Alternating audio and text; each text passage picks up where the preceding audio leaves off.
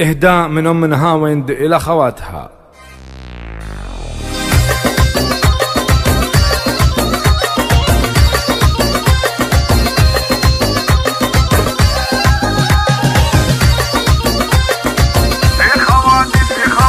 في خواتي زان جو الشعر زان، الله يحفظهن على طول السنين. منيفه اللي جالها قدر ومكان، ام خالد بالمواقف هي تبين. ويا رضي يحتاج فين بكل شان، ام عبد الله اعتلت في كل حين. ام عبد الله اعتلت في كل حين. وفي مها تستاهل الشعر البيان، ام وليد اللي كمل حسن الحصين. وبالقصيدة الجوهرة كل الزمان يفتخر فيها وعزم ما يلين. الوفا فيهن على طول الزمان، كاسبات الطيب في دنيا ودين. كاسبات الطيب في دنيا ودين. سعيد بن عبد بناته الحسان، كل وحده زينها عن كل زين. من عتيبه فعلهم للناس بان، لابتا في كل موقف واضحين. في خواتي زان جو الشعر زان، الله يحفظهن على طول السنين. الله يحفظهن على طول السنين. في خواتي زان جو الشعر زان،